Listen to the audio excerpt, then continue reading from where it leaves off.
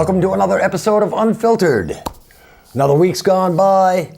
The debate was last night, and while I'd like to talk entirely about the debate today, to be honest, it bored me. I kind of dozed off. I don't know. It's not all that exciting anymore. I mean, we've been listening to this political crap for damn near 2 years now already, and the people are saying the same things that they've said for the past 2 years. It's boring me. Sorry. I spent my time going back and forth between the debate and the Keene City Planning Board meeting that happened last night, which is the town where I live in. They had a planning board meeting, and the villagers are all in an uproar about this proposed 135-unit apartment, 5-story apartment building that's going to go on the property of the old middle school, right near downtown Keene. And I noticed that a lot of the people that are complaining are other landlords in the area, for one thing.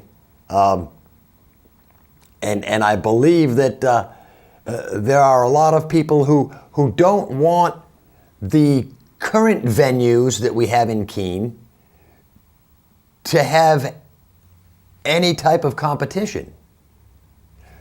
That's just what it seems like to me. You know, the plans for the old middle school building, one of the plans is that to have a performance hall in the old auditorium, which is a fantastic idea. A lot of people don't want that. Where are people going to park? Blah, blah, blah, this and that. You know, where do people park for stuff at the Colonial? In the parking areas and on the streets of Main Street. It would be the same thing for this place up on the old middle school property.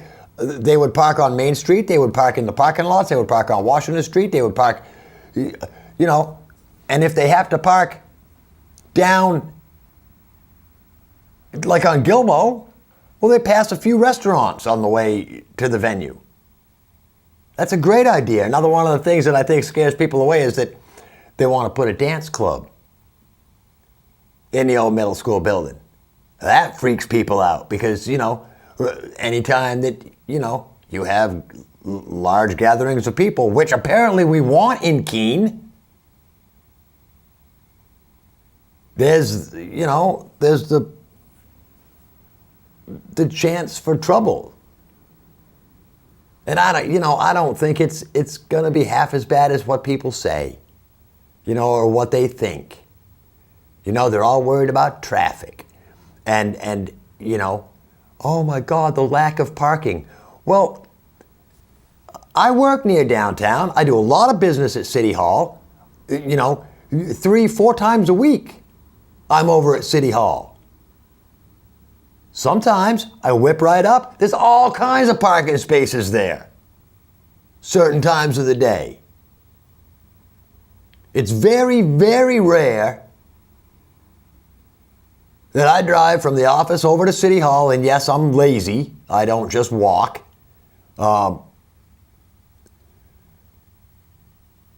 Very rarely do I have to park any further. You know, generally I don't even have to go up in front of the middle school to park. I can find a spot either right there by Luca's or right there in that next little, the 4 or 5 sections right there in front of where the old police station used to be. I can almost always find a spot there. Keene is not as parking congested as what everybody leads us to believe. It's a hype, and all it takes is for you to wander around downtown at different times of day. Granted, there are times when there are a lot of the parking spots full. You know when that is? It's between about 11:30 and about 2. It's very hard to get a parking spot downtown. And why? Because the majority of businesses now downtown are restaurants. So parking crowds up at meal times. Otherwise, nobody's down there. 10 o'clock in the morning, take a drive down Main Street at 10 o'clock any weekday. 10 o'clock in the morning. You will find all kinds of parking spaces. Parking's not an issue. A lot of the abutters are worried about, oh, you're going to put a 5-story building right next to my house? Oh, all I'm going to look at is a wall. Sorry. You know, that's the price for progress. One of the reasons I think a lot of these landlords don't want a nice, new apartment complex coming in is because chances are the rents in these nice brand new apartments will be comparable to what people are paying in some of these dumps that they're living in that the landlords don't take care of in the first place. These landlords are afraid that, oh, my tenants are going to move out of my slum and move into a nice apartment for the same amount of money. You know, they've got a point. And that could very well happen. And it just goes to show you, if you're a landlord, take care of your damn properties. There are a lot of apartment houses that are way overpriced in this town. For the crappiest little apartments, it's $1,000 a month or whatever. And landlords think, oh, I'm just going to rake in the money. It's going to pay my mortgage. It's got to do more than pay your mortgage. It's got to pay your mortgage and keep up on the upkeep of the residents. Contrary to what a lot of people think, people want to live in nice surroundings. Plain and simple. All right. Enough about the local Keene stuff because, again, I would watch the planning board meeting for a while. I'd get dozy and bored, and I'd flick over to the presidential debate. Hillary and Donald going at it, same as always. Some of you might remember that. Same as it ever was. Some of you old folks might remember that. And I'd watch that for 4 or 5 minutes, and I'd get bored and dozy again, I think eventually I said to hell with both of the meetings, or the meeting and the debate, and watched Big Bang Theory. Because it's more entertaining, And you probably learn more watching the Big Bang Theory than you do from watching the presidential debate. I'm just saying. It was crazy.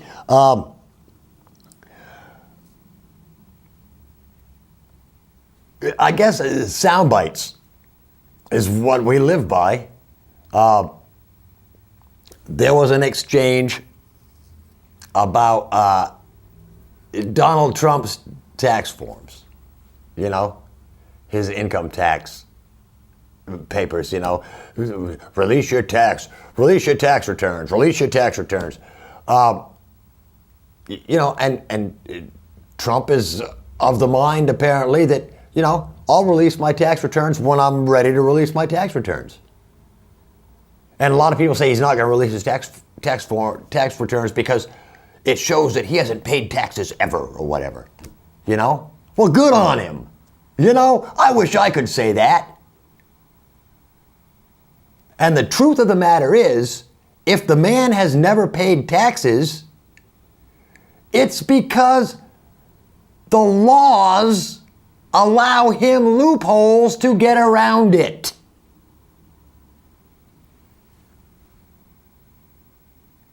And if you don't believe that, I'll give you one name and do some research. Al Capone. One of the biggest gangsters in American history, and he didn't get charged with murder or racketeering or any of that, organized crime stuff. They got him on not paying his taxes.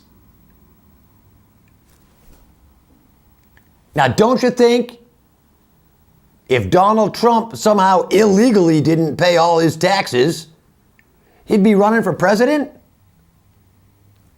Well, maybe. He might. After all, Hillary, is, in my mind, a friggin' traitor and has committed the highest crime in the country, which is treason. And she shouldn't be running for president. She should be hanged. But yet there she is because, again, like Obama, the golden child, she's right up there in that clique.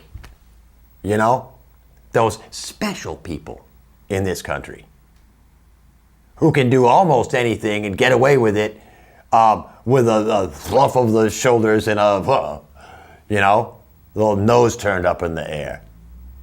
They were screaming about Trump, release your tax returns. The only thing Trump had to say was, look, I'll release my tax returns when you release 30,000 emails. Oops, she can't do that. She deleted them. And oh yeah, remember the TV commercial? The 3 o'clock in the morning phone call TV commercial? Where, when the phone rings at 3 in the morning, Hillary will be there to answer it. Guess what? The phone rang at 3 o'clock in the morning, and it was Benghazi. She let it go to voicemail. Help us, we're in big trouble, help us. I'll get to that tomorrow, maybe. Hillary is directly responsible for the deaths of the American citizens and the statesmen, the people that, as Secretary of State, she's sworn to protect. She did nothing. She knew it was coming. The intelligence knew it was coming. She did nothing. Yeah, I don't think she's got what it takes to be president. When I was in the Navy, the biggest thing going on when I was on the carrier out in the Mediterranean was the Iran hostage situation.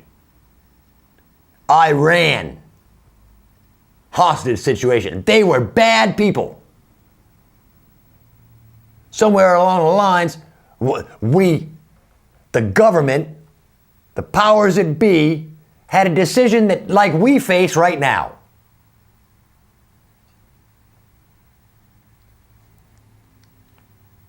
Iran, Iraq. Neither one of them are good. We'll back the lesser of two evils, Iraq. So back in the days, we were behind Iraq.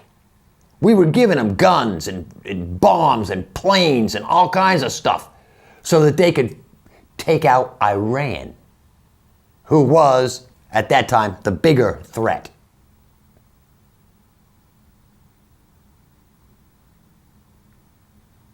Let's fast forward now to present day, when our illustrious president, who says he's watching out for the American people, and our Secretary of State, who says that she's going to uphold the Constitution and protect the American people, just made a deal with Iran, who apparently now is they're not so bad anymore. Made a deal, gave him billions of dollars, and the okay to go ahead with the whole nuclear program. And that means weapons. Iran will have a nuke,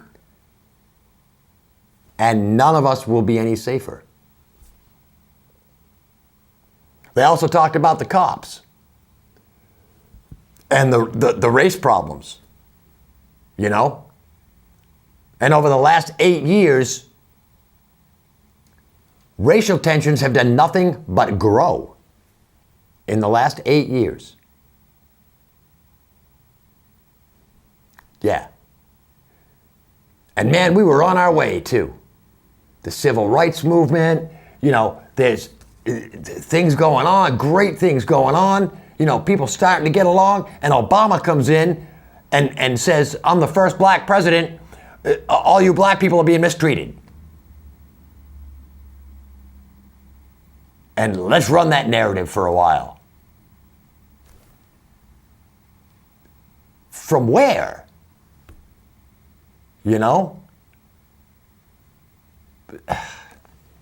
It's stupid.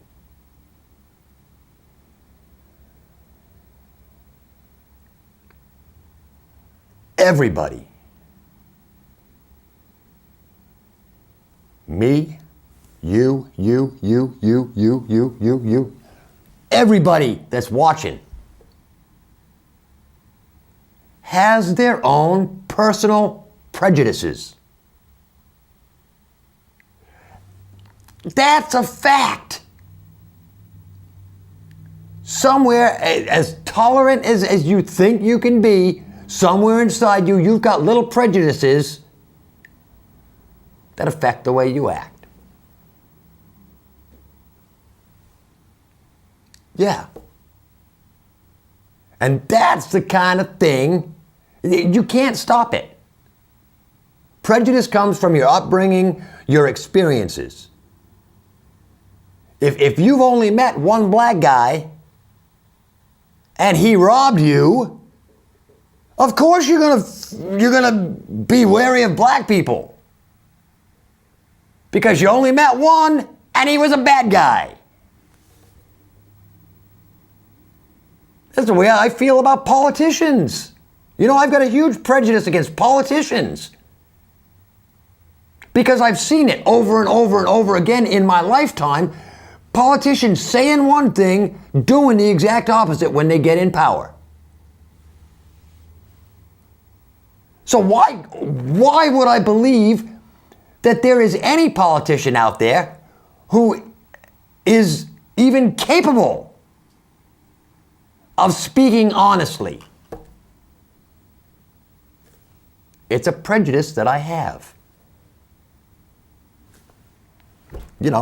And everybody's got prejudices somewhere, We can't change our history, but we have to look at the history. People have to understand, here's where we were.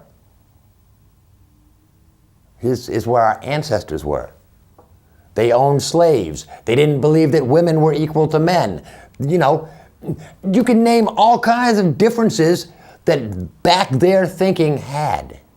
There are still cultures in this world that don't believe that women should have the same rights as men. Now, in a free society like America, we have laws that protect women's rights. We have, the whole equality kind of a thing. Women can vote. And granted, that hasn't come full circle yet, but we're working on it. That in our country, when somebody comes in and thinks that all the women in this country should be dressed in burqas and,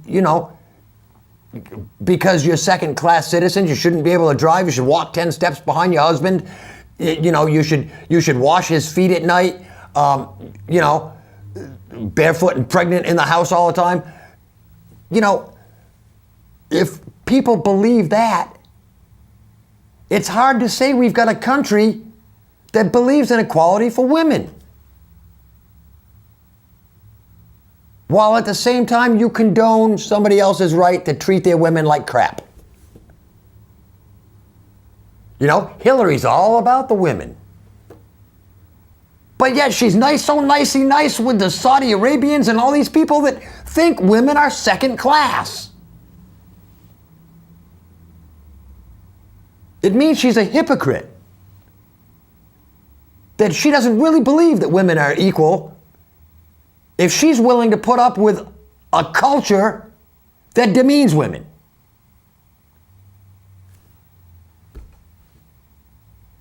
Principles. That's what it's about. It's about principles. You know, Donald Trump is not a racist because he says we have an illegal immigration problem. He's not racist when he says all the jobs are moving to Mexico and we need to bring them back.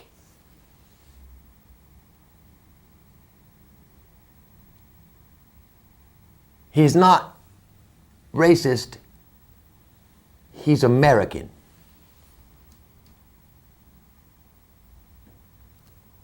I believe in America. I served this country, albeit not very good, but, you know, I put in my time, you know. Sacrificed, you know, my late teens and early 20s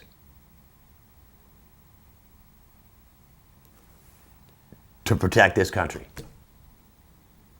Floated around in the Mediterranean Sea. Saw Naples, Italy 7 times. Which, you know, back then when the Navy was not just a job, it was an adventure. Naples 7 times is a little boring.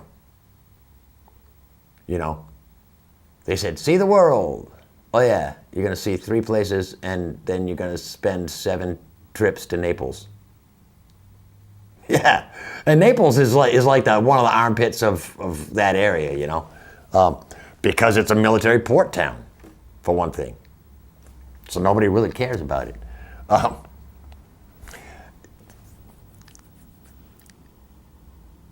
What else were they talking about? They talked about bringing jobs back, and the fact that there was another point that, you know, Trump made that I thought was great. Companies move out of the country because in trade deals, apparently making your products outside the country is cheaper. And then when you send them into this country, there's no penalty. And that's what it is. You know? How can somebody in this country produce a product, sell it to the American people, when they can make it for half the price in Mexico, send it up here for nothing, and sell it for the same amount of money that a guy in America makes it for, but triple their profits because they're not paying the labor costs. Again, our economic system demands that, you know, a living wage is $20, $21 an hour, which, why can't we get it down? You know, there has to be a complete adjustment of the monetary system so that you don't have to make $20 an hour. You know, and again, if the bottom guys make $15 an hour, the top guys are still making millions. It's not the bottom guys who we have to shore up. It's the top guys we have to cut down. And by taking the money off the top, then the rich people won't be able to afford to buy the rich stuff that they buy, so prices come down. We have to control prices of stuff. If everybody takes a pay cut, nobody can afford to buy anything, so guess what? Companies have to lower the prices until people can afford to buy stuff again. You see how that works? It's so friggin' simple. But oh no, everybody says, oh no, we have to rise up the lower class, rise up the lower class. The more you rise up the lower class, the more the upper class makes. Exponentially more. Rising up the lower class is going to do nothing but ensure that the rich get super rich. You don't need to rise up the lower class. You have to slash down the upper class. Yes, and if you make $1 billion a year, you should pay 95% taxes. Because FYI, you don't need $1 billion a year. Just my opinion. I mean, people say, when people say living wage to me, I go, yeah, I'd love to live on $100 an hour or $500 an hour. Boy, could I live on $50,000 a week. Give me $50,000 a week, I'll live like I make $50,000 a week. Give me $200 a week, I'm forced to live like I've got $200 a week. Quality of life depends on what you make. If you make this much, you live like this much. Well, some people live like this much. But if you make this much, you live like you've got this much. Fancy houses, fancy boats, fancy trips, fancy boobs for the wife. All it takes is money. Geez, my time's running out. And I didn't get to any facts. I was going to get to facts, but I didn't get to any facts. And I can't see one right off the bat. Actually, this is a good one. American College, I'll give you this one for this week. American College, Massachusetts Institute of Technology deems certain students who take courses in pistol marksmanship, archery, sailing, and fencing as certified pirates. That's right. Go to MIT. You can become a pirate. Take all the required courses. Certified pirate. There we go. If you watch on Facebook, hit the share button. Share me. Share some of those past episodes. The Blue Angel one, the Jonathan Edwards one. Those are great episodes.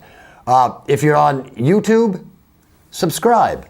You'll get every episode, and it'll bring my subscription numbers up, which is good. I guess that's all I've got for today. Till next week, I'm Rick Blood. This is Unfiltered. Peace.